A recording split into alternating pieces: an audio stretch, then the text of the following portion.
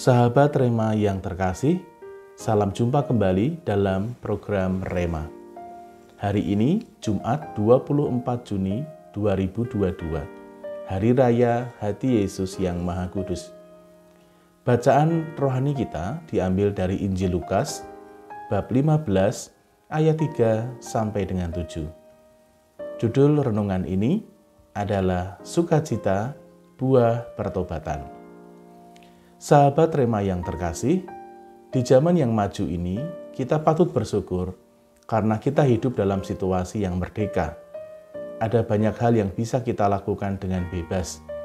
Meskipun ada sejumlah aturan yang mengatur kehidupan kita, nyatanya kita bebas berpendapat, kita bebas berekspresi, kita bebas meraih cita-cita kita. Singkatnya, kita bisa dengan bebas menentukan bagaimana nasib kita. Kebebasan adalah sebuah kemewahan atau privilege yang Tuhan anugerahkan di dalam hidup kita. Dengan kebebasan, kita bisa memilih ini dan itu. Kita bisa memutuskan untuk melakukan ini atau melakukan itu. Namun tentu saja yang namanya kebebasan ada risiko dan konsekuensi yang harus ditanggung. Misalnya ketika kita mau naik kendaraan bermotor, kita mau pakai helm atau tidak. Kedua-duanya memiliki risiko dan juga konsekuensinya.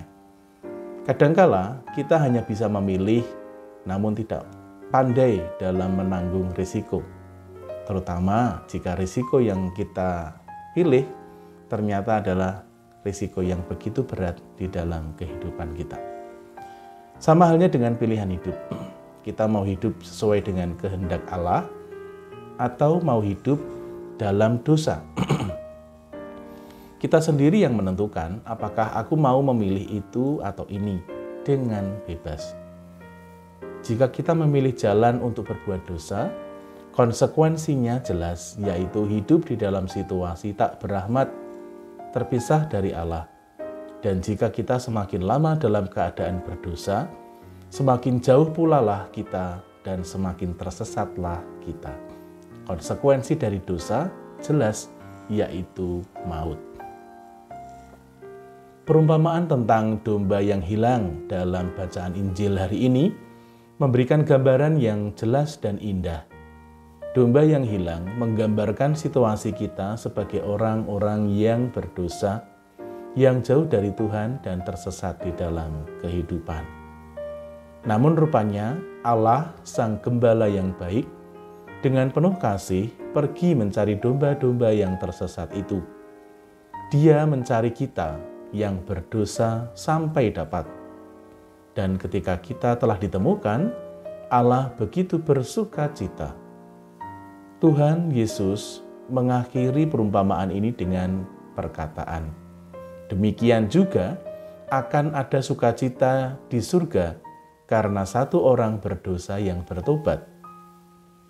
Pertobatan adalah solusi jalan keluar dari ketersesatan kita. Tobat artinya kembali kepada Tuhan, kembali ke pilihan yang tepat dan benar. Karena kita telah salah pilih dan tahu bahwa konsekuensi dosa itu begitu berat, maka dengan bertobat kita kembali mengarahkan pilihan-pilihan bebas kita kepada apa yang Tuhan kehendaki. Dan dengan demikian, Allah akan dengan sukacita, dengan mudahnya menemukan kita kembali.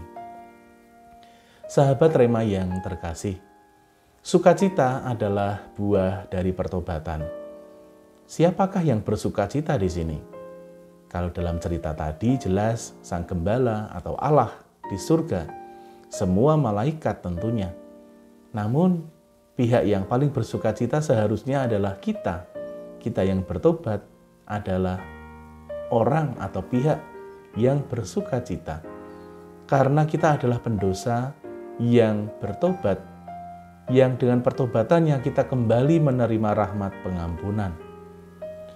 Kita ingat istilah lain dari sakramen tobat adalah sakramen rekonsiliasi. Artinya berjumpa kembali. Maka terjadi perjumpaan kembali antara Allah dengan kita, antara gembala dengan dombanya, dan antara bapa dengan anak-anaknya. Gambaran inilah yang menunjukkan suasana sukacita, karena relasi keduanya telah kembali dipulihkan, didamaikan, dan semuanya menjadi lebih baik. Maka dalam kesempatan ini, saudari-saudaraku, sahabat Rema yang terkasih, mari kita merenungkan bagaimanakah dalam kehidupan kita. Apakah kita mampu menggunakan privilege kebebasan itu dengan bertanggung jawab atas setiap pilihan hidup kita? Adakah kita juga sadar bahwa kita memerlukan pertobatan? Dan sejauh mana kita mengupayakan semangat pertobatan itu di dalam kehidupan kita? Dan sudahkah pertobatan kita membuahkan sukacita? Semoga rahmat dan belas kasih Tuhan senantiasa memberkati kita, Bapa dan Putra dan Roh Kudus. Amin. Keluarga kudus, doakanlah kami.